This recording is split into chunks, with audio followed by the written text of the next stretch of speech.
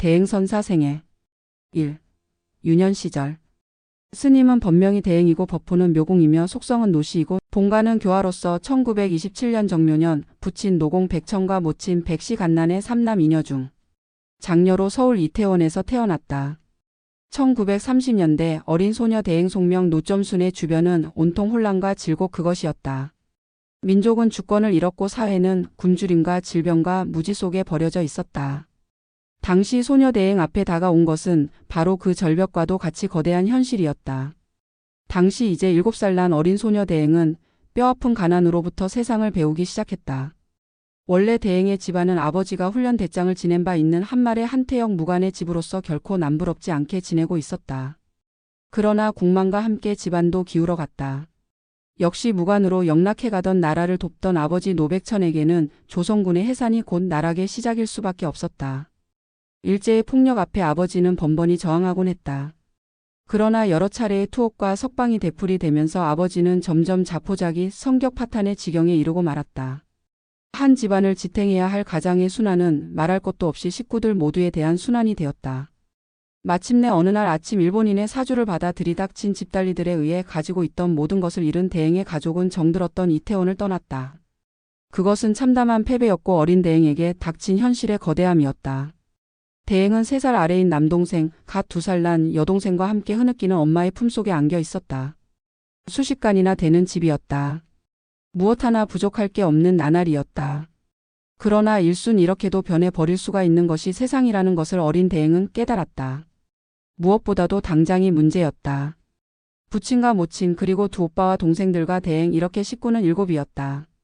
그 7에게 남은 것이라고는 아무것도 없었다. 3살 난 남동생을 업은 아버지는 앞서 걸었고 그 뒤를 큰 오빠가 따랐다. 엄마의 품에는 아무것도 모르는 2살 난 여동생이 안겨 있었고 둘째 오빠와 대행은 엄마를 앞서거니 뒤서거니 하면서 마냥 걸었다. 목적지가 있었던 것은 아니었다. 그들은 한강을 건너 흑석동에 다다랐다. 우선 당장의 한 끼가 문제였다. 엄마가 이 집 저 집을 돌았다. 아버지와 오빠는 어디서 도끼와 톱망치 따위를 빌려와서 나무를 몇 그루 쓰러뜨렸다. 엄마가 가져온 갖가지 것들로 겨우 허기를 채우자 식구들은 우선 오늘 밤을 지낼 움막을 짓는데 모두 매달렸다. 움푹 패여진 지형을 이용해서 나무를 세우고 외를 엮었다. 우선 아쉬운 대로 거처할 곳이 마련되었다. 졸지의 거지로 전락한 셈이었다. 그러나 살아야 했다. 반 구걸 반 차용으로 그릇들을 빌렸고 동정받은 것들을 끓였다. 식구들은 가을 거지가 끝난 논밭 주변을 돌며 캐다 남은 고구마 쪽이나 줄기 따위를 거두어 죽을 쑤었다. 그리고 산으로 올라가 먹을 수 있는 나물이나 열매 따위를 모았다. 며칠 후 큰 오빠는 기와를 굽는 곳에서 일자리를 얻을 수가 있었다. 큰 오빠는 아예 숙식을 거기서 해결함으로써 부모를 기쁘게 하였다. 그러나 그도 이제 겨우 17살 난 소년이었다. 그것도 지금까지는 도련님으로 불리며 고생 모르고 자란 터였다. 그로부터 얼마 동안이었던가. 한번 대행의 집안을 유린한 가난은 결코 물러서려 하지 않았다. 식구들은 점점 끼니를 거르는 경우가 많아졌다. 시래기나 호박넝쿨이나 풀뿌리 따위로 식량을 대용했던 그것마저 건너야 할 때가 점점 많아졌다. 혹독한 추위와 싸운 겨울이 지나고 보릿고개가 닥쳤을 때쯤에는 이미 아버지는 예전의 아버지가 아니었다. 아버지는 성난 사자처럼 좌충우돌했다. 거의 매일처럼 상처투성이가 되어 돌아왔다. 그리고는 가족한테 온갖 화풀이를 하곤 하였다. 그런데 그 화풀이는 이상하게도 어린 대행에게로 떨어지곤 했다. 알 수 없는 일이었다. 아버지의 화풀이는 점점 심해졌다. 이제 겨우 7살 난 소녀에게 아버지는 가혹했다. 그녀는 아버지의 눈앞에서 얼씬거리지 않아야 했다. 마음 놓고 동무들과 공기놀이도 못할 정도였다. 병력 같은 호통소리와 함께 소뚜껑 같은 손이 모든 걸 얼망으로 만들어버렸다. 그리고는 들을 수 없는 욕설이 쏟아져 나왔다. 겨우겨우 사귀어 놓은 이웃집 아이들도 점점 집에 찾아오지 않게 되었다. 어린 대행에게는 이중의 고역이었다. 그런 속에서 어머니만이 유일한 위안이었다. 그러나 어느 날 그녀는 엄마가 굶고 있다는 걸 알게 되었다. 난 부엌에서 먼저 먹었다. 너희들이나 먹으렴. 엄마 말을 고지 듣고 정말로 엄만 부엌에서 먼저 잡수시는 줄만 알았던 대행이었다. 그러나 실상을 알아버린 순간 대행의 고통은 더욱 커졌다. 어떻게라도 엄마를 도와야겠다고 소녀 대행은 생각했다. 대행은 되도록 밖에서 지내기로 했다. 우선 아버지의 눈에서 벗어나고 싶었고 또 그래야만 한 끼라도 엄마의 부담을 덜어드릴 수가 있었다. 산에서 풀뿌리를 캐어 먹고 나무 껍질을 벗겨 먹었다. 그리고 산등성이나 계곡에 쪼그리고 앉아서 넛을 놓고 한나절을 보내곤 했다. 그렇게 해서 2해가 지나갔다. 이제 대행은 9살이 되어 있었다. 대행에게 나무와 새와 짐승들은 친구와 같았다. 차츰 그녀는 자연을 친구로 어버이로 스승으로 삼게 되었다. 대행은 점점 산과 들에서 보내는 시간이 많아졌다. 그러나 그렇게 친근한 자연이라고는 해도 밤중에만은 예외였다. 아버지는 일에서 돌아온 다음 저녁 식사가 끝날 때쯤 대행을 불러 담배 심부름을 시켰다. 움막에서 담배 가게가 있는 아랫마을까지는 십리길에 가까웠다. 그런데 아버지는 꼭 밤에 심부름을 시키는 것이었다. 9살짜리 여자아이가 혼자서 십리밤 길을 다녀온다는 것은 공포의 극을 체험하는 것이나 마찬가지다. 게다가 그건 숲길이었다. 짐승들의 울음소리가 온몸을 뻣뻣하게 굳도록 만들었다. 어슴푸레한 달비절인 숲에서 금방이라도 흰옷 입은 귀신이 나타날 듯한 밤 길이었다. 그래도 이를 악물고 눈을 부릅뜨며 소녀 대행은 그 심부름을 해냈다. 그러나 아버지의 학대는 거기서 끝나지 않았다. 대행은 이틀이 멀다 하고 아버지에 의해 집에서 내쫓김을 당했다. 낮밤이 따로 없었다. 그녀는 한 달의 반 이상은 바깥잠을 자게 되었다. 차츰 그녀는 밤의 칠흑 같은 어둠으로부터 공포가 아니라 아늑함을 느낄 수가 있었다. 낮 동안의 하루가 그녀에게 가혹하면 할수록 그녀는 밤의 포근한 위안에 취했다. 아버지의 학대는 날이 갈수록 더 심해지고 있었다. 그런 아버지를 달래보려고 백방으로 노력하던 엄마도 이제는 지쳐버렸다. 소녀 대행이 밤조차 아늑한 위안이 된 것은 바로 내면의 소리 덕분이었다. 버림받은 고독한 9살 소녀의 내면에서 참 자기의 목소리가 들려온 것이다. 소녀는 그 내면의 목소리가 무엇인지도 모른 채 무한한 애정을 보내고 있었다. 아빠. 견딜 수 없는 고독감에 그녀는 소나무 등거를 쓸어안고 나직이 내었다. 뼈저린 고독의 한 영혼에게 위로의 목소리로 다가오는 그 미지의 존재에 대해서 소녀는 그저 아빠라고 불렀다. 육신의 아빠로부터 버림받은 한 소녀의 혼은 이제 보이지 않는 그러나 불생불멸하며 영원한 아빠에게 의지하게 되었다. 이제 어린 대행의 영혼은 깊이 잠들 수가 있게 되어갔다. 모두가 자기의 벗이었으며 아빠였다. 그들은 인간계로부터 가혹하게 버려진 한 소녀의 혼에 전적으로 응해주었다. 무언의 대화가 밤새도록 이어졌고 대행은 이제 완전하게 자연이 주는 공적함이나 공포심으로부터 벗어나게 되었다. 이제 공포에 짓눌려서 엎드려 코를 박고 사시나무처럼 몸을 떨던 소녀는 강인하고도 유연하게 변해 있었다. 오히려 이제는 집보다도 숲이 좋았다. 밥보다는 풀뿌리가 입에 달았다. 친구들과의 소꿉놀이보다는 자연과의 무언의 대화가 더 깊고 은밀한 기쁨을 주는 것이었다. 소녀의 시선은 내면으로 옮겨졌고 마음으로써 하소연했으며 오직 마음에다가 모든 문제를 맡겨가고 있었다. 당시 소녀 대행이 즐겨했던 것은 상상보시였다. 그녀는 어느 날 동네 할아버지 한 분으로부터 도깨비 감투에 대한 이야기를 재미있게 들은 일이 있었다. 머리에 쓰면 온 몸이 보이지 않는 도깨비 감투는 그녀의 상상력을 자극했다. 그녀는 생각했다. 그런 도깨비 감투가 있다면 얼마나 좋을까?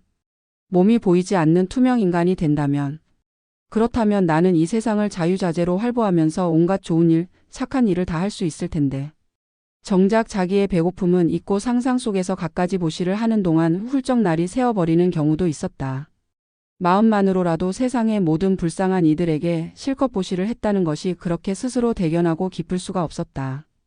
실제로 그녀는 훗날 이때 상상으로만 베풀던 것을 현실 속에서 실현할 수 있었다.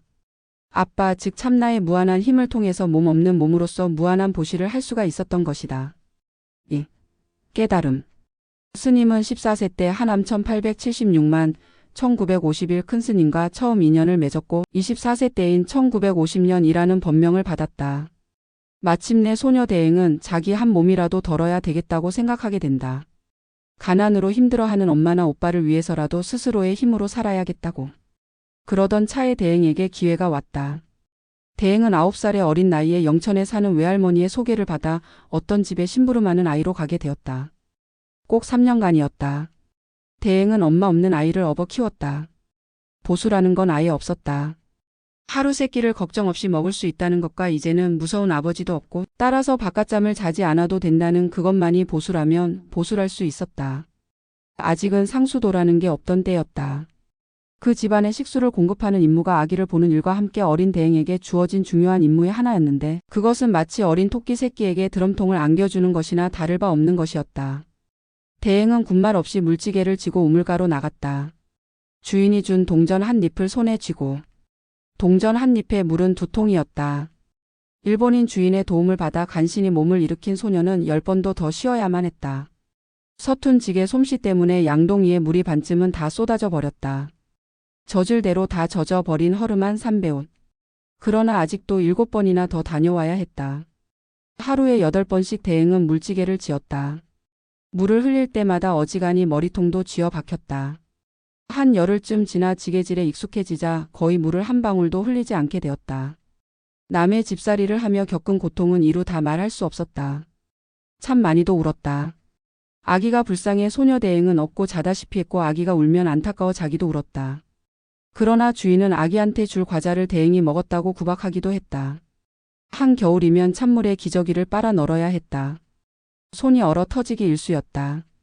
그럴 때면 대행은 내면의 아빠를 부르며 울었다. 슬퍼도 고독해도 아빠만을 부르며 울었다. 그리고 무슨 일이 닥치든 아빠한테 모든 것을 맡겼다. 3년 만에 다시 집으로 돌아온 그녀는 또 머지않아 다른 집으로 가곤 했다. 어린 나이에 회사 일을 돕는 급사가 되기도 했고 배가 고프다 못해 이름도 모를 남의 집 문전에 쓰러진 일도 있었다. 의지할 데가 한 곳도 없었던 그녀. 어떻게나 엄한지 아버지 보고 아버지라고 부를 수 없던 그녀는 자신의 가슴속에 있는 미지의 존재한테 아빠라고 불렀다. 그리고 모든 것을 거기에 맡기고 죽고 사는 것을 염두에 두지 않았다. 한 해 한 해가 흐르고 어느덧 대행도 시집갈 나이가 되었다. 어머니는 그녀에게 결혼을 권유했다. 그러나 그럴 수는 없는 일이었다. 그녀에게는 풀어야 할 삶의 궁극적인 의미가 남아 있었다. 이미 9살 때부터 자신을 위로하며 이끌어온 아빠는 이제는 스승으로서 가혹한 시련을 그녀에게 요구하고 있었다. 아빠는 그녀에게 세상에 존재하는 모든 고통과 모든 아픔을 다 겪게 할 모양이었다. 내가 죽어야 나를 보리라. 아빠는 드디어 그렇게 말씀하신 것이다. 내가 죽어야 아빠를 본다.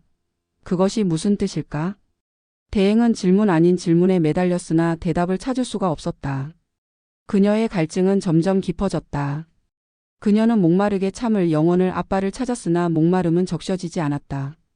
그녀는 자기가 이 문제를 해결하지 않고는 아무것도 할 수가 없게 되었다는 것을 알고 있었다. 그녀는 생각했다.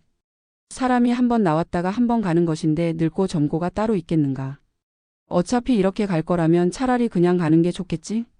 마침내 그녀는 아무에게도 알리지 않은 채 집을 떠났다. 그녀는 이제 아빠의 말씀을 곧이곧대로 따를 셈이었다. 내가 죽어서야 그 참된 것을 볼 수가 있다면 나는 마땅히 죽어야 할 것이었다. 정처 없이 걸었다. 마침내 절벽 위에 섰다. 발 아래로는 검푸른 강물이 넘실거리고 있었다. 그녀는 이제 아빠의 가르침을 따라 이 세상을 여의리라 작정하고 있었다. 그러나 그녀가 견딜 수 없는 절망 앞에서 모든 것을 포기하고 저 무의 심연으로 몸을 던지려는 순간 예기치 못한 방해자가 나타났다. 시간을 잊은 채 강과 그녀가 하나가 되어 버린 것이다. 흐름이 그녀였고 그녀가 흐름이었다. 삼매. 그녀는 모든 것을 잊었고 모든 것을 놓았으며 모든 것을 쉬었다. 주객이려. 순일. 흡사 돌덩이가 된 듯 그녀의 몸은 미동도 하지 않았고 그녀의 마음에서는 아무런 징구도 일어나지 않았다. 그것은 중추명월과도 같은 맑음이요 명경지수와도 같은 평화였다. 어찌해서 바로 그런 순간에 그 삼매의 깊은 체험이 그녀를 덮어버렸던 것일까. 아빠는 바로 나였고 나는 곧 아빠였던 것이다. 이 불가사의한 도리를 그녀는 비로소 깨닫게 되었다. 얼마의 시간이 흘렀을까. 아마도 꼬박 반나절을 거기서 선체로 보냈나 보다. 그녀는 문득 버별에서 깨어났다. 그리고 천천히 주위를 둘러보았다. 모든 것이 새로웠고 기쁨이었다.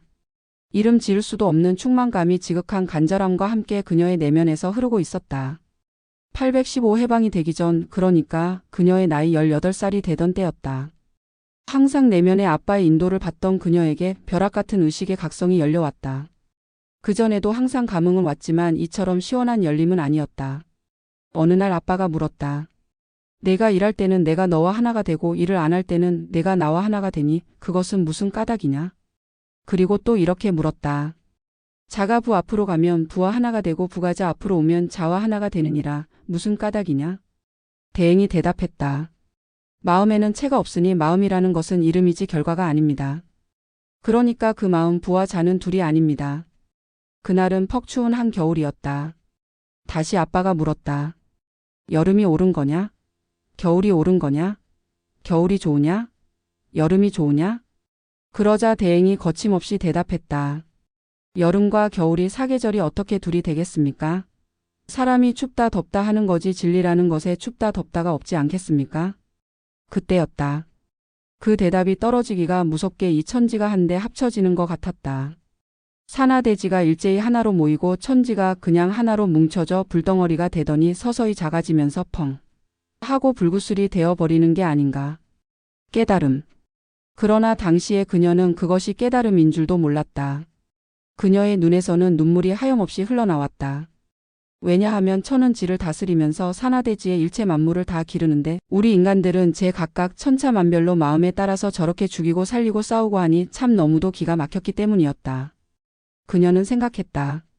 나는 죽어도 그만 살아도 그만인데 왜 저렇게들 사는 것일까? 그처럼 한참 울던 그녀는 또 이번에는 미친 것처럼 싱긋싱긋 웃고 다녔다. 이렇게 마침내 가는 길을 알고 오는 길을 알게 된 그녀는 이제 고생을 해도 고생하는 것 같지 않았다. 3. 부산 생활. 마침내 해방이 되었다. 그러나 한 개인으로서의 대행에게는 아무런 변화도 없었다. 이제 그녀의 나이는 19이었다.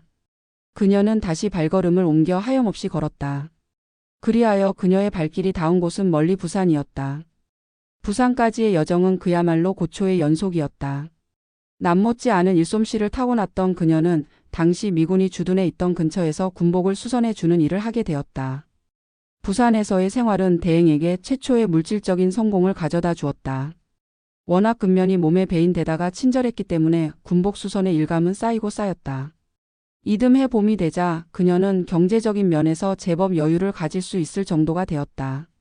해가 바뀌고 이듬해 봄의 어느 날이었다. 아침에 일자리에 앉아 내면의 목소리가 들려왔다.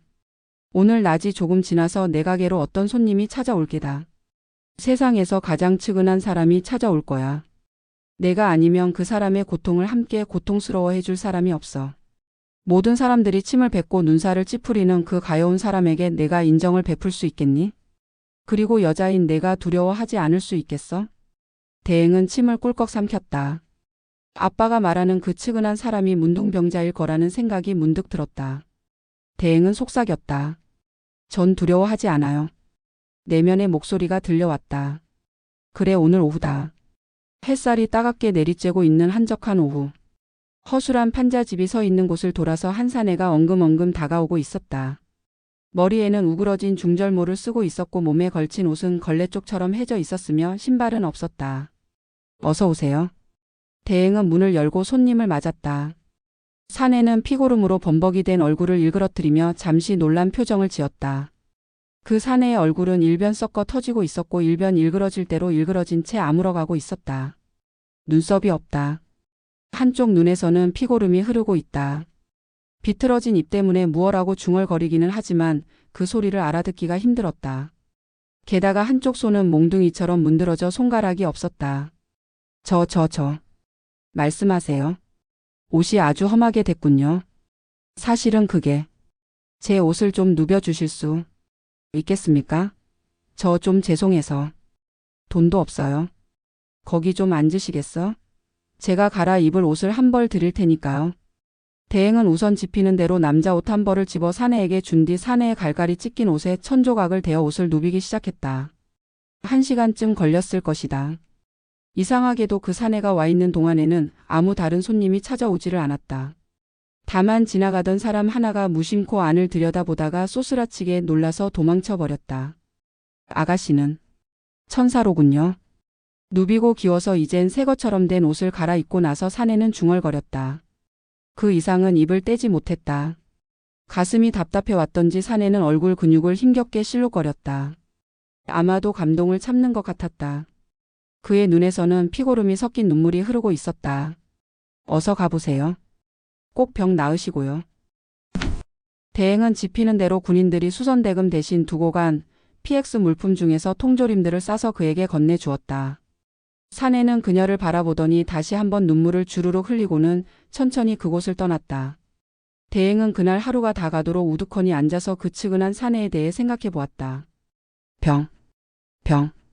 병은 무엇이며 우리는 어떻게 그것으로부터 자유로워질 수 있는가? 아빠. 그녀는 울부짖었다. 대답해 주세요. 도대체 병이란 것은 무엇인가요? 왜 우리는 이처럼 고통스럽게 살아가지 않으면 안 되는 것인가요? 아가야. 그 목소리는 저 깊은 곳에서부터 속삭임으로 들려왔다. 아가야, 나는 내게 질문을 할 뿐이다. 대답은 내가 찾아라.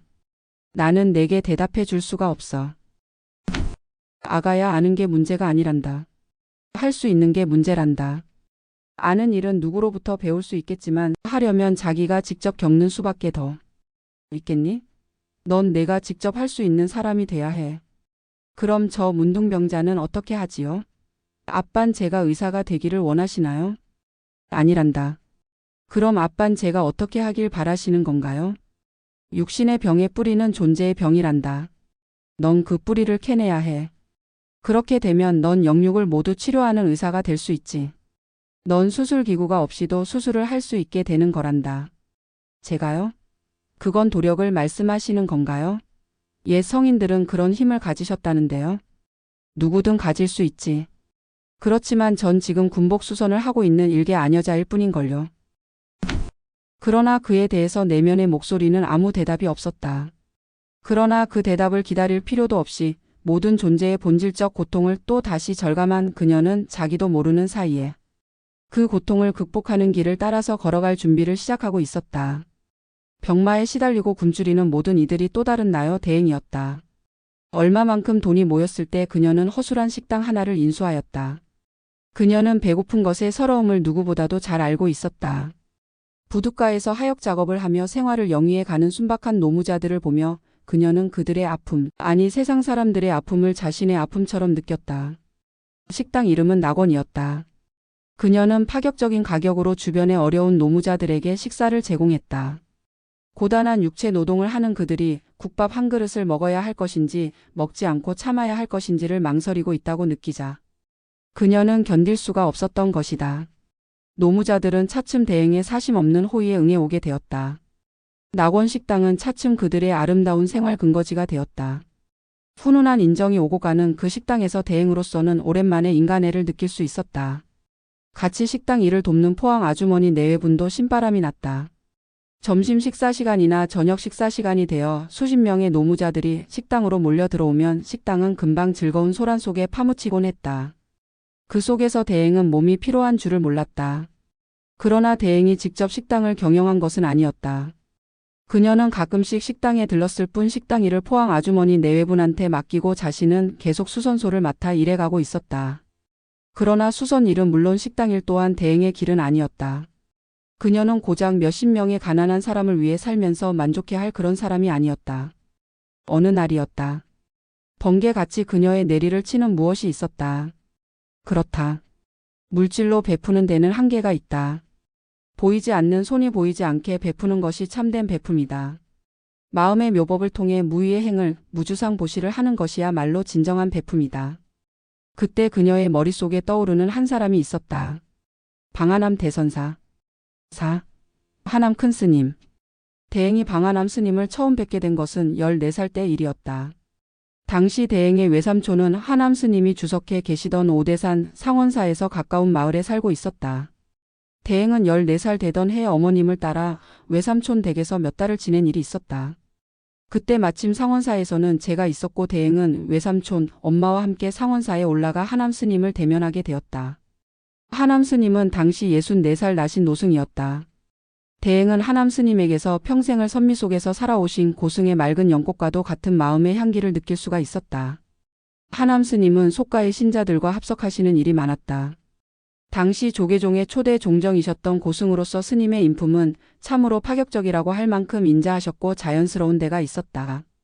대행은 물론 하남 스님이 얼마나 높은 수행승인지를 모르고 있었다. 아니 불교의 궁극적인 가르침이 무엇인지조차도 잘 모르고 있었다. 대행은 다만 가끔씩 흑석동 산 위에 있는 절에 올라가 지극한 정성으로 기도드리시는 어머님을 보고 부처님은 저렇게 경배되어야 하는 분이구나 하고 생각하고 있을 뿐이었다.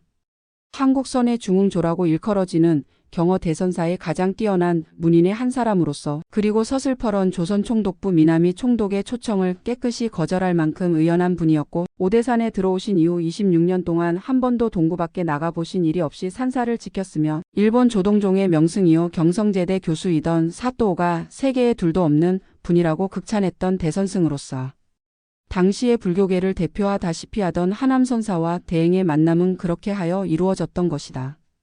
대행은 외삼촌 댁에 머무는 동안 시간이 나는 대로 상원사로 하남스님을 뵈러 올라가곤 했다. 부처님의 가르침도 가르침이려니와 왠지 모르게 하남스님의 인품이 인자한 할아버지처럼 마음에 와닿았던 것이다. 대행은 서투르나마 하남스님을 위해 승복을 지어드렸고 공양을 올렸으며 또 그럴 때마다 스님으로부터 삶에 대해서 불법에 대해서 깊고 고마운 말씀을 듣곤 하였다. 스님의 말씀에는 어렵고 딱한 형편에서도 꿋꿋하게 자기의 갈 길을 가고 있는 어린 소녀에 대한 지극한 자비심이 듬뿍 실려 있었던 것이어서 소녀 대행은 가끔씩 뭉클한 감동을 받곤 하였다. 물론 어린 대행은 부처님의 교설도 수행의 의미에 대해서도 잘 알지 못했다. 하남 스님 문화에는 수행승들이 많았다. 소녀는 궁금했다. 저들은 도대체 노스님에게서 무엇을 배우는 것일까? 도대체 가사 장삼을 입고 머리를 깎는다는 것의 의미는 무엇인가? 대행은 묻지 않을 수 없었다. 내가 안다면 나도 알 테지만 네가 모른다면 나도 모른단다. 그것이 불법이다. 언젠가 스님은 대행에게 그런 말씀을 하신 일이 있었다. 당시의 대행에게는 그 말씀의 깊은 의미가 얼른 납득이 되지 않았다. 그러나 그 이해할 수 없는 말 속에 깊은 뜻이 실려 있음을 대행은 사량으로서가 아니라 직관적으로 이미 알고 있었다. 그랬으므로 그것은 화두가 되었다. 스님은 또 말씀하시곤 했다. 손 없는 손으로 함 없는 함을 할 수 있어야 대장부라고 할 수 있느니라. 손 없는 손으로 함 없는 함을 한다. 이것은 또 무슨 뜻일까? 대행은 그것도 얼른 납득할 수 없었다. 당시의 대행은 스스로에게 묻고 물었다. 그러나 그것을 알 수는 없었다. 그러면서 세월은 흘렀고 운명이 그녀를 부산으로 이끌었을 때까지도 대행에게는 하남 노수님이 그녀에게 던졌던 몇몇 가지 말씀들이 화두 아닌 화두가 되어 맴돌고 있었다. 그렇지. 바로 그거구나. 대행은 문득 깨달았다. 바로 그것이다. 내가 하남 스님이요 하남 스님이 또한 나인 것이니 그것이야말로 저 영원한 그것, 저 무한한 그것이 아니겠는가. 대행은 순간의 깊은 뜻을 알고 마음으로부터의 답답함이 한꺼번에 씻겨나가는 시원 통쾌함을 느끼면서 쾌재를 불렀다. 그렇다. 그리고 이제야말로 나는 내 갈 길을 찾은 것이다. 육신의 손으로 하는 일에는 한계가 있다. 저 무량광의 세계로부터 사랑을, 자비를, 눈물을, 기쁨을 실어 나를 수 있는 보이지 않는 손을 얻어야만 한다. 대행도 이제 20살의 어른이 되어 있었다. 마침내 그녀는 상원사로 하남 노수님을 찾아 떠나기로 결심하였다. 그녀는 낙원 식당을 포항 아주머니 내외분한테 인계했다. 그렇게 하여 대행은 부산 생활 1년 만에 다시 빈손이 되어 그곳을 떠났다. 오대산으로 떠나기 전 우선 상경을 한 대행은 얼마 동안 집에 머물렀다. 그동안의 경과를 묻는 가족들에게 대행은 몇 마디 간단한 말로 대답할 뿐이었다. 그리고 어느 날 그녀는 집을 떠났다. 존재의 뼈아픔을 누구보다도 절실하게 느꼈던 그녀는 이제 더 큰 가족, 더 넓은 의미에서의 가족들을 위해 살아야 했다. 이미 그녀는 세속의 딸이 아니었다. 그녀는 아빠의 부름에 따랐다. 발걸음은 동으로 옮겨지고 있었다. 그녀가 오대산 상원사에 도착한 것은 그로부터 무려 한 달이 지난 뒤였다. 대행은 하남 큰 스님께 문안을 드리고 자비로운 스님의 모습을 묵묵히 바라보았다. 큰 스님은 여전했다. 맑고 부드러우면서도 투철한 스님의 안광은 여전히 깊은 선향을 내뿜고 있었다. 14살 적에는 짐작하지도 못했던 스님의 지밀한 선의 세계, 마음의 세계가 이제는 점점 뚜렷하게 대행에게 느껴져 왔다. 스님 앞에 앉은 대행의 몰골은 참담했다. 이곳까지 오는 동안 그녀는 반걸씩 반노숙으로 옷은 말할 것도 없으려니와 온몸에는 긁히고 찢어져 피멍이 맺힌 데가 많았다. 이런 몸으로 큰 스님 앞에 나아갈 수 있도록 허락된 것이 이상스러울 지경이었다. 바로 그랬다. 하남 스님은 사람의 겉모습을 보시는 분은 아니었다. 그랬기 때문에 승려든 속인이든 가리지를 않으셨고 언제 어디서나 누구에게든 진심으로 응대하셨던 것이다. 아마 거린과 다름없이 보였던 대행의 외양에도 불구하고 하남 스님을 직접 친견할 수 있게 된 것은 스님의 그런 성품을 알고 있는 시자들이 대행을 가로막지 않았기 때문에 가능한 일이었을 것이다. 그랬기 때문에 대행에게는 더욱더 하남 큰 스님이 친근하게 느껴진 것인지도 몰랐다. 쯔쯔쯔. 초라한 몰골의 대행을 바라보시며 스님은 나직하게 탄식을 하셨다. 대행은 갑자기 가슴속이 콱 막히는 것 같았다. 마치 자신의 딸아이에게 하듯이 던지시는 그 쯧쯧하는 탄식이 굳건하게 다져지고 있던 대행의 마음을 와르르 무너뜨려 버렸던 것이다. 대행은 다소곳이 고개를 숙인 채 기다리고 있었다. 이윽고 하남 스님께서는 옆에서 시봉을 하고 있던 탄어 상자에게 삭도를 가져오도록 분부하였다. 탄어 상자는 곧 접시 위에 삭도를 받들고 다시 들어왔다. 서로들 아무 말이 없었다. 노스님께서는 직접 삭도를 들어서 삭발을 해주셨다. 이윽고 삭발이 끝나자 대행은 이제는 속인이 아니라 한 사람의 행자로서 큰 스님께 삼배를 올렸다. 그때 큰 스님께서 문득 물어오셨다. 지금 누가 예배를 했느냐? 거침없는 노행자의 답변. 큰 스님과 제가 서로 둘이 아니기에 이렇게 예배를 드렸습니다. 이 야무진 대답에 하남 스님께서는 말없이 고개만 끄덕였다. 대행은 이제 예비 승려로서의 삶을 시작하게 되었다. 그녀는 상원사에서 조금 떨어져 있는 암자로 보내어졌다. 상원사는 비구 스님들이 수행하는 곳이었으므로 비구니들이 모여서 수행하는 곳으로 떠나야 했던 것이다. 대행은 거기에서 불제자로서 배워야 할 것들을 배우면서 본격적인 내면 탐구에 매진했다. 그러나 틀에 박힌 사찰 불교가 그녀의 뜨거운 마음을 흡족하게 적셔줄 수는 없었다. 그리고 관념과 의론만으로 가르치고 배우는 외형적인 교수 방법이 그녀에게는 불만스럽기 그지 없었다. 대행은 이미 마음의 본체를 보아 버린 때문이었다. 대행은 눈에 불이 뚝뚝 떨어지는 뜨거운 수도자였다. 그녀는 결코 안일하게 규정된 시간 동안 규정된 형식을 따라서 수행을 한다는 것 속에 쉬고 있을 수는 없었다. 대행은 이미 수행 산매 속에 있었다. 그러나 많은 선배들은 그렇지가 못했고 그 때문에 갈등이 생기게 되었다.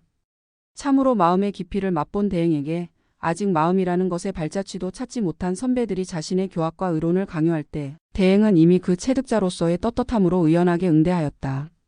결코 물러설 수 없는 노릇이었다. 다른 것은 몰라도 진리에 대해서만은 결코 양보할 수가 없었다. 대행은 더 이상 형식적인 절간 생활이 자신에게 진리를 찾게 해줄 수 없다는 것을 알았다. 그녀는 미련 없이 암자를 떠나버렸다. 그리고는 정처 없는 만행과 산행이 시작되었다. 그렇게 산승의 생활을 하기 그 얼마였던가. 세상에는 그녀처럼 온몸으로 부딪히며 길도를 찾는 이는 적었다. 시간이 흐를수록 대행에게 하남 스님의 모습만이 점점 크고 둥뚜렷하게 비춰올 뿐이었다. 아, 큰 스님. 대행은 뜨겁게 큰 스님을 불렀다.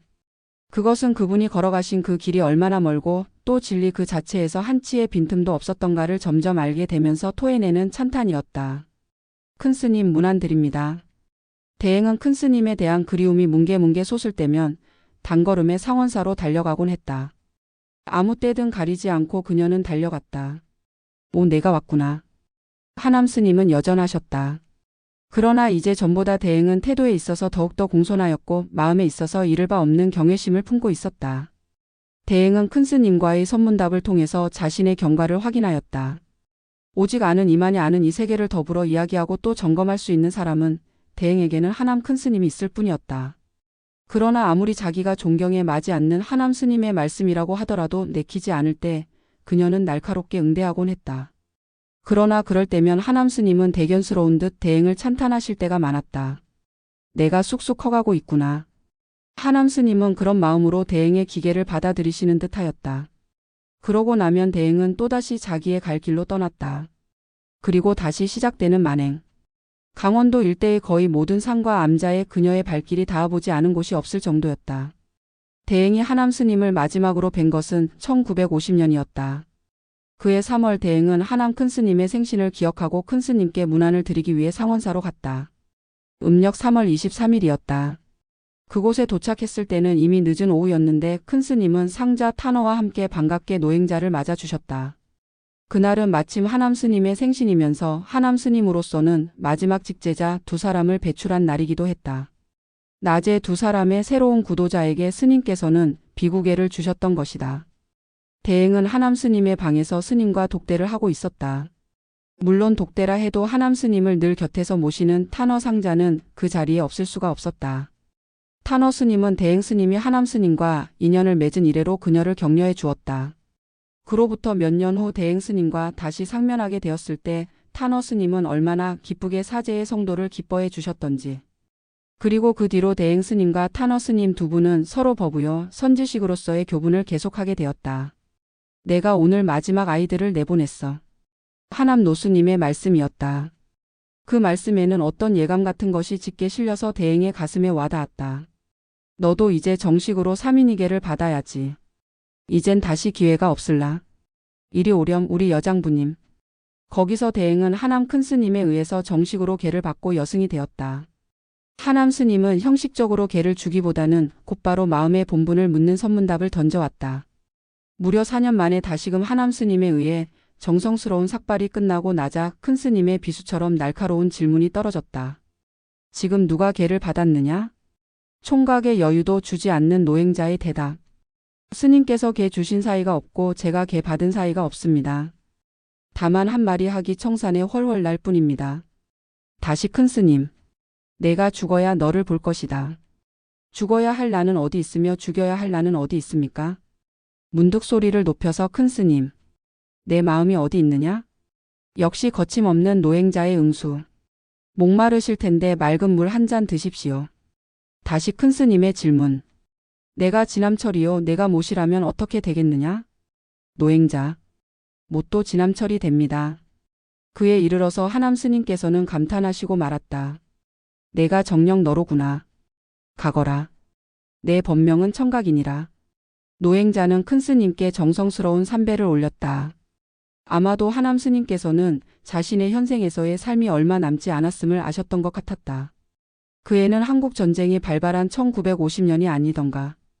강토는 갈갈이 찢겨졌고 모든 사람들의 삶은 뿌리를 잃고 이리저리 떠서 휩쓸렸다. 그 와중에도 하남 스님께서는 결코 저를 떠나지 않다가 1951년 3월에 단정히 앉으신 채로 태연하게 입적하셨다. 그때 세수는 75였고 법납은 54년이었다. 그래서 대행은 하남 큰 스님으로부터 계를 받은 마지막 승려가 되었다. 고행. 대행은 산과 들을 헤매면서 마을과 마을을 떠돌았다. 머리는 헝클어지고 얼굴은 가시덤불에 할퀴였으나 그녀는 개의치 않았다. 옷은 누더기가 되었고 맨발이었다. 어쩌다 산속 깊은 데서 길을 잃어 사차례라도 들릴 낯이면 그녀는 여지없이 박대를 당했다. 산속에도 웬 미친년이 다 있어. 스님들은 세속 사람들보다 더 매정했다. 밥 한 술이라도 빌 수 있으면 그나마 다행이었다. 물론 잠을 청할 계제도 못 되었다. 나중에는 아예 스님들에게는 기대를 걸지 않게 되었다. 그래서 직접 대면하지 않고 밤이 깊어서야 법당에 들어가 잠을 자고 새벽 일찌감치 나가버렸다. 법당 문이 잠겨 있을 때는 산신각이나 칠성각에서 잠을 잤다. 그런가 하면 마을 앞이라도 지나치노라면 아이들이 그녀에게 여간 성가신 존재가 아니었다. 미친년, 미친년, 을 합창하면서 돌을 던져댔다. 묵묵히 걸어갈라 치면 기가 오른 아이들은 꼬챙이 따위로 그녀를 찌르거나 후볐다. 그러나 그녀는 생각했다. 다 내 탓이다. 내가 이 꼴을 하고 있으니 놀림감이 될 수밖에. 그녀는 차차 인적 없는 산속에 머물기를 더 좋아하게 되었다. 인간보다 나무와 짐승들이 더 다정한 벗이었다. 내면의 아빠 참나는 그녀를 가혹한 시련 속으로 몰아넣었다. 지쳐 쓰러지고 쓰러지기를 몇 번이었던가. 그녀는 별도로 누구한테서 화두를 받고 참고하지는 않았다. 자생화두. 내면에서 끊임없이 주어지는 질문이 화두였다. 나무를 붙들고 지밀한 이야기를 나누는가 하면 길가에 버려진 감자 하나를 들고 한나절 내내 생각에 잠길 때도 있었다. 어느 때는 물이 마른 웅덩이에서 허우적대는 올챙이를 퍼서 물 있는 곳으로 옮기느라고 한나절을 보냈다. 또 어떤 때는 깊은 밤 사색에 잠겨 걷다가 낭떠러지에서 떨어지기도 했다. 마침 그 낭떠러지 밑에는 나무단들이 차곡차곡 쌓여 있었기 때문에 다치지 않았을 뿐만 아니라 그 푹신한 나무단 위에서 그날 밤을 한숨 늘어지게 잘 보냈다. 한겨울 눈보라 속에서도 목숨을 연명할 최소한의 먹거리는 언제나 주어졌다. 굶어 죽는다 싶으면 언밭에서 묵꽁지 하나라도 보이곤 했다. 또 신발을 얼음 사이에 빠뜨렸던 어느 날 그녀는 야생 대잎으로 발을 엮고 심리기를 걸었다. 그런데 그 산속에서 그녀는 불을 피우고 몸을 녹이는 사람들과 마주칠 수 있었다. 그녀는 그들에게서 신발 한 켤레를 받았다. 그런 일은 한두 번이 아니라 번번이 되풀이 되었다. 내가 이제 죽는 것이로구나 싶은 순간 꼭 구원의 손길이 다가왔다. 어느 날 숲속을 거닐고 있을 때 나무에서 소리가 들려왔다. 이쪽으로 가지 마. 낭떠러지가 있거든. 그러자 그녀가 빙그레 웃으며 말했다. 그래. 내 말이 맞을 거야. 하지만 가고 가지 않는 건 내 뜻대로란다. 난 그쪽에 낭떠러지가 있는지 미리 알고 싶지 않아. 가다가 낭떠러지가 있으면 되돌아오면 되지. 또 어느 날 눈 내린 언덕을 걷다가 문득 배고픔을 느껴졌다. 순간 언덕 아래 구덩이진 곳을 파보고 싶은 생각이 들었다. 눈을 두 손으로 헤집고 보니 그 속에 놀랍게도 쌀이버섯 한 무더기가 오롯하게 자라고 있었다. 무심코 버섯을 따려고 손을 뻗었다. 그런데 그 순간 그녀는 갑자기 번갯불을 얻어 맞은 듯 내밀던 손을 멈추지 않을 수 없었다. 저 버섯도 하나의 생명이거니 내 어찌 배고프다고 저걸 죽여 나의 배를 채울 수 있으랴. 그녀는 버섯과 대화를 나누었다. 얘야, 난 배가 고프단다. 내가 나를 불렀지? 네, 그래요. 제가 불렀어요. 어서 나를 뜯어 잡수세요. 하지만 얘야, 너도 생명이기는 마찬가지인데 내가 어떻게 널 뜯어서 내 입속으로 넘길 수가 있겠니? 나와 당신은 둘이 아니에요. 나를 잡수세요. 나는 기뻐요. 당신이 나를 먹는다면 난 당신의 일부가 되어요. 그건 얼마나 기쁜 일인가요? 우리는 무수한 윤회 끝에야 인간이 될 수 있어요. 하지만 여기서 당신이 나를 먹는다면 나는 단번에 당신이 되는 거예요. 그러니 얼마나 기쁜 일이에요. 어서 날 잡수세요. 나는 죽는 게 아니라 그렇게 해서 사는 거예요. 오, 너는 참으로 기특한 녀석이로구나. 그녀는 즐겁게 그 버섯의 소망과 자기의 필요를 일치시킬 수가 있었다. 이런 일도 있었다. 어느 여름 깊은 밤 그녀가 지친 몸을 무덤에 기대어 쉬다가 막 잠에 빠져들 무렵이었다. 문득 무덤 속에서 웅얼거리는 소리가 들렸다. 밖에 어떤 녀석이 왔군. 굵은 남자의 음성이었다. 그러자 그 소리를 받아 다른 남자의 소리가 들렸다. 신발을 훔치려고 온 거야. 맞아, 단단히 지키자고. 도둑 맞으면 안 되니까. 그런데 문득 그녀의 마음속에서 저 신발을 꼭 가지고 와야만 한다는 생각이 들었다. 안에서는 신발을 지켜야겠다는 다짐이 야무진데 자기는 그것을 꼭 가지고 와야 한다는 것이다. 어떻게 해야 할 것인가? 그녀는 이 자생 화두에 깊이 몰입했다. 한참 후 그녀는 무릎을 쳤다. 아, 너와 나는 둘이 아니다. 내가 왜 그것을 잊었던가. 어이꺼 무덤 속의 친구들아. 그대들이 곧 나와 한 뿔이요. 내가 곧 그대이건을 무엇을 빼앗고 또 무엇을 빼앗길 것인가. 이제 장난질은 그만하고 밤도 깊었으니 우리 푹 쉬세그려. 그러자 무덤 속은 쥐죽은 듯 조용해졌고 그녀는 무덤가에 기대어 한숨 푹 잤다. 또 이런 일도 있었다. 어느 추운 겨울날 커다란 소나무 밑에서 몸을 기대 쉬고 있던 그녀가 깜빡 잠에 빠지고 말았다. 눈을 떠보니 새벽녘이었다. 그런데 이상한 일이었다. 눈이 내려 발이 푹푹 파묻힐 만큼 쌓여 있었는데 자신의 몸에 아무런 탈도 없는 게 아닌가. 이미 동사하고도 남았을 터였는데 말이다. 그녀는 자기가 앉았던 자리를 둘러보고 깜짝 놀랐다. 자기가 기대고 누웠던 소나무 근처에는 눈이 조금도 없었다. 그리고 그 근처에는 짐승의 발자국들이 보였다. 짐승들이 그녀를 둘러싸 추위를 막아주었던 것이다. 어느 날 길을 걷는데 내면의 목소리가 찔레가 우거진 골짜기를 가리키며 말했다. 이곳이 길이다. 이곳으로 가거라. 그녀는 처음에는 망설였으나 곧 그 길로 들어섰다. 이미 자신의 몸은 버린 그녀였다. 그녀는 성큼성큼 가시덤불을 헤치며 걸어갔다. 그렇게 길을 헤매이던 그녀는 문득 그 길의 참된 의미를 깨우치게 되었다. 몸없는 몸으로 갈 때 가시밭이건 바다건 길 아님이 없다는 것을, 허공을 거닐 수 있다는 것을 깨닫게 된 것이다. 가시밭길을 길이라 한다고 곧이곧대로 따랐던 자신의 어리석음을 알게 되었다. 그러나 그렇게라도 가지 않았으면 길이 아닌 이치를 몰랐을 터였다. 그 이후 그녀는 몸 아닌 몸을 자유로이 나툴 수 있게 되었다. 그녀의 발길은 남산에서 국립묘지로, 국립묘지에서 관악산으로, 그리고 청계산 일대를 헤매다 마침내 수원 용주사 근처의 화산능을 거쳐 허닌능에 이르렀다. 생식만으로 살아온 그녀의 몰골은 반야수와도 같았다. 허닌능에 도착한 그녀는 사당 한 채를 발견했다. 그녀는 낮에는 무덤가에서 앉아 깊은 선정에 들었고 밤이면 사당에서 낙엽을 깔고 잠을 잤다. 그녀의 수행은 계속 깊어가고 있었다. 누진통을 얻은 그녀의 앞에는 눈에 보이지 않는 세계가 펼쳐졌고 천안, 천일, 숙명, 타심, 신족통의 신통력이 갖추어지게 되었다. 그러나 그것은 확인과 검증을 요구하였고 어디에 어떻게 쓰여져야 할 것인가, 그것이 문제였다. 당시 그녀는 허닌능을 중심으로 수십리 안팎의 사람들을 대상으로 자신의 영적인 능력을 시험하고 점검했다. 특히 당시 그녀가 관심을 가진 것은 질병이었다. 그녀는 사람들의 질병의 원인을 파악하고 영적으로 치유하였다. 누가 알았을 것인가? 커다란 무덤가에 앉아 깊은 선정에 든 한 여인이 보이지 않는 능력으로 갖가지 질병들을 진찰하고 투약하며 치유하고 있었다는 것을. 6. 어머니. 그러던 어느 날이었다. 대행은 아침녘에 한 예감을 받았다. 그것은 틀림없었다. 한낮이 되었을 때 경찰관들이 와서 그녀를 체포했다. 그녀는 웃었다. 내 이럴 줄 다 알았으면서 왜 고초를 겪어야 하나. 근처를 쏘다니는 그녀를 발견한 능지기가 경찰서에 신고를 한 것이었다. 당시에는 빨치산들이 극성을 부리던 때였기 때문에 그녀는 여자 빨치산으로 오인되었던 것이다. 대행은 경찰관들의 모진 취조에 시달려야 했다. 아무리 설명해도 통할 리가 없었다. 그 초라한 복색에 산중에서 공부를 하고 있었노라는 대답이 경찰관들에게는 가당치도 않게 들렸던 것이다. 하루가 지나고 이틀이 지났다. 그녀는 꼼짝도 않고 앉아 있었다. 아무 말도 없이 아무런 저항도 하지 않고 그녀는 지그시 눈을 감은 채 있었다.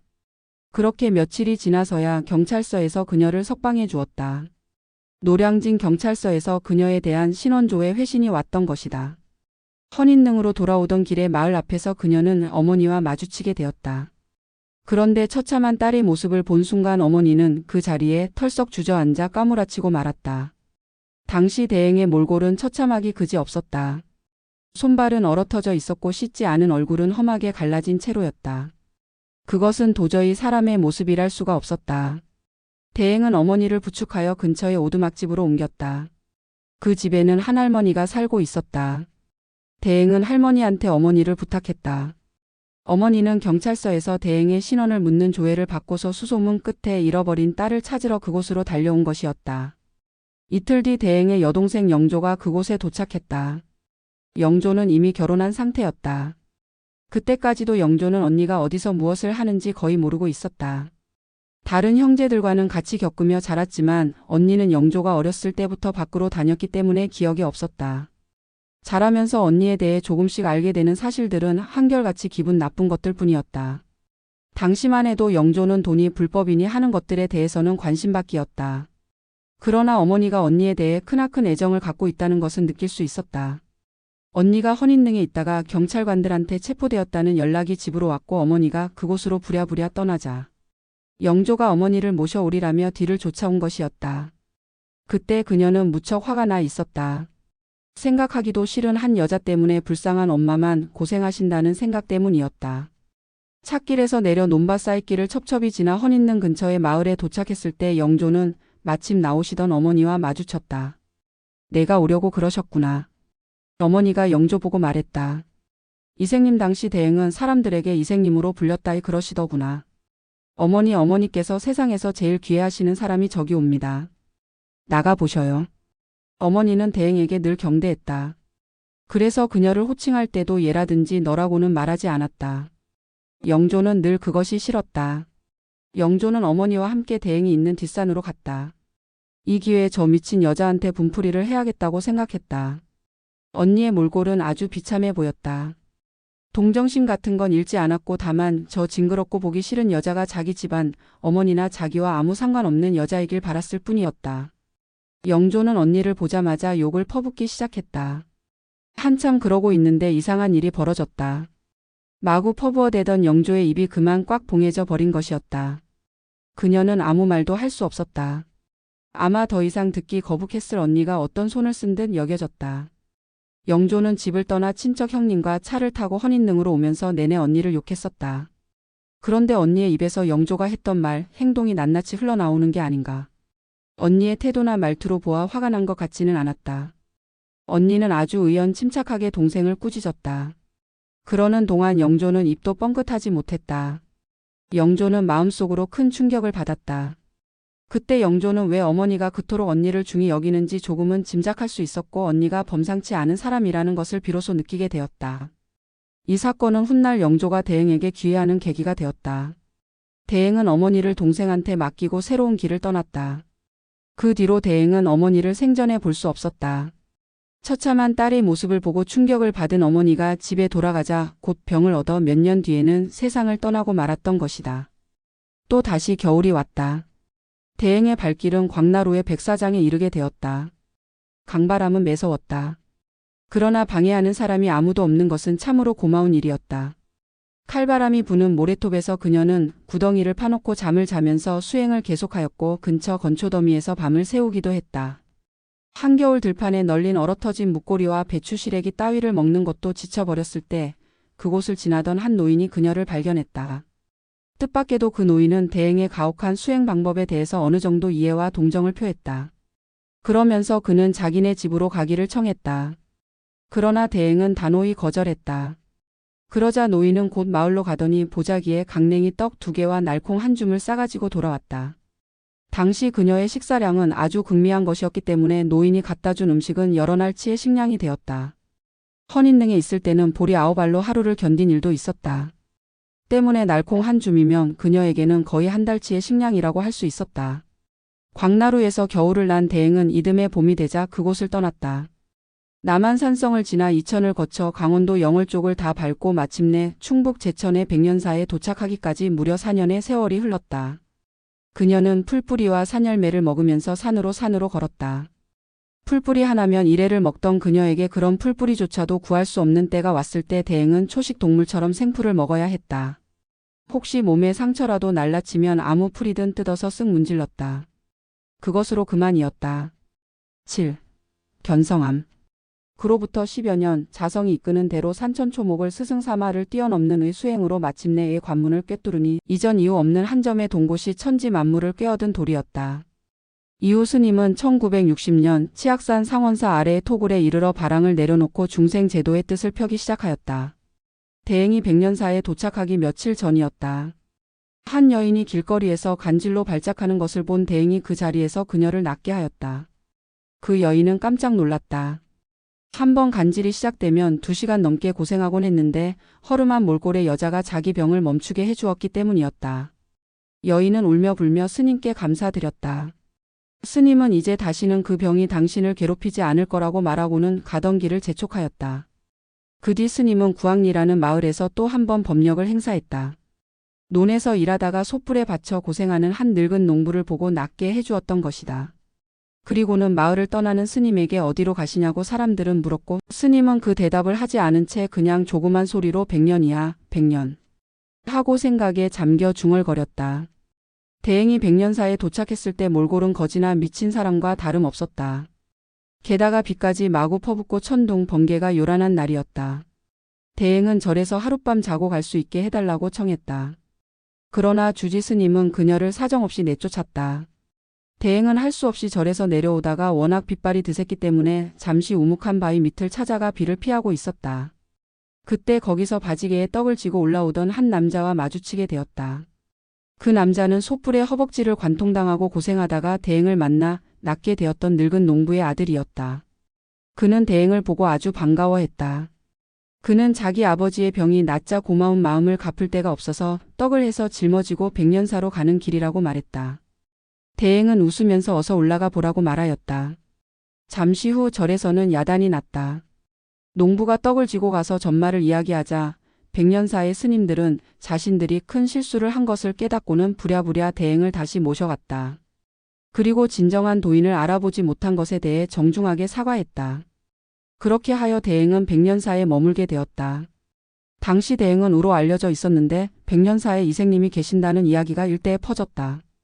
그 소문을 들은 인근 지역의 사람들이 하나 둘씩 이생님을 보기 위해 백년사로 왔고 스님은 그들의 딱한 사정에 응해 주었다. 그러던 중 백년사의 여자 신도회장이던 오보살이라는 분이 백년사에 왔다. 그녀는 오자마자 대행의 시중을 들고 여러 가지로 뒷바라지를 했다. 또 윤처사라는 분도 그곳에 왔는데 그는 대행을 위해서 남자가 할 수 있는 여러 가지 일을 자청해서 했다. 그때까지도 대행은 생식을 할 뿐 여느 음식을 먹지 않았기 때문에 윤처사는 산중에서 도라지며 칡뿌리, 머루 따위를 구해다가 스님에게 공양 올렸다.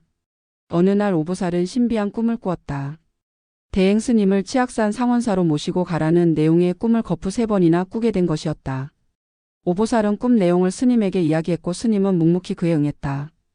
그때 대행은 처음으로 오보살이 준비한 깨끗한 옷으로 갈아입었다. 당시에 대행과 함께 상원사로 간 사람은 오보살, 장보살, 윤처사, 그리고 승려 두 분과 어느 대학생 한 사람이었다. 말이 꿈의 계시를 받고 간다고는 하지만 상원사 측에서 초대한 것도 아니었기 때문에 오보살은 은근히 불안했다. 대행을 지극히 존경하였던 그녀는 스님이 혹시 푸대접이나 받지 않을까 염려했다. 그러자 대행은 담담하게 자기는 상원사가 아니라 상원사 밑에 있는 토굴에서 지낼 것이라고 말했다. 일행은 저녁 무렵에 상원사에 도착했다. 치악산의 정상에 있는 상원사는 당시 폐사나 다름없었다. 게다가 주지 스님도 병중에 있었다. 다음날 대행은 주지 스님에게 토굴을 빌려달라고 청했다. 아무도 대행에게 토굴이 있다는 것을 알려주지 않았지만 대행은 그곳에 갈 때부터 그곳을 염두에 두었던 듯 싶었다. 주지 스님은 비어있는 토굴이니 누가 그곳에서 공부를 하겠다면 말릴 수 없노라고 말함으로써 승낙을 하긴 했지만 한마디 경고를 했다. 즉 그 토굴은 여간 터가 세지 않다는 것이었다. 그동안 몇몇 스님들이 크게 결심을 하고 정진하기 위해 그곳에 갔었지만 모두들 며칠 지나지 않아 초죽음이 되어 물러나고 말았다는 것이다. 그러나 대행은 빙글에 웃을 뿐이었다. 그 토굴이 바로 상원사에서 약 500m쯤 아래 있는 견성암이었다. 토굴이 서 있는 곳이라야 10여 평 넓이밖에 되지 않았다. 또 토굴은 사방 6자가 채 안 되는 작은 집이었다. 부엌이 하나 있고 문이 둘 있었다. 대행이 그곳으로 내려왔을 때 토굴 앞에는 날감자가 하나 있었다. 대행은 그것으로 3일을 먹었다. 윤처사와 장보살 등이 뗄 나무라든지 먹을 것들을 구해왔다. 밤중에는 대행 혼자 그 토굴에서 지냈다. 스님은 문을 안으로 굳게 잠그고는 거의 말도 하지 않고 외출도 하지 않았다. 그러던 어느 날 길에서 대행을 만나 간질병을 낳은 바 있는 여인이 그곳을 찾아왔다. 그 여인은 수소문 끝에 백년사로 갔으나 이생님 대행이 상원사로 갔다는 말을 듣고 뒤따라 왔다고 하였다. 그런데 그 여인이 돌아간 뒤부터 대행에 대한 이야기는 원주를 중심으로 수십 리 근처에 퍼져갔다. 수많은 사람들이 대행을 찾아 치악산을 오르는 일이 생겼다. 그러나 대행은 그런 사람들을 상대하지 않았다. 토굴 문을 안으로 잠그고 아무 대답도 없이 무견히 앉아 있을 뿐이었다. 하는 수 없이 찾아온 사람들은 가지고 온 초나 향 따위를 토굴 밖에 두고 정성을 들인 다음 떠나갔다. 당시 상원사와 견성암에는 사람들이 하루에도 5,600명씩 몰려들었다. 사람들은 이생님에게 소원을 빌면 모든 것이 형통한다고 믿었다. 깊은 밤중에는 호랑이가 나와 토굴을 지켜주곤 했다. 어떤 사람은 호랑이를 보고 놀라 기절해버리기도 했다. 아마 대행에 앞서 그 토굴에서 수행을 하려 했던 스님들은 호랑이를 보고 놀라서 수행을 포기하였는지도 모를 일이었다.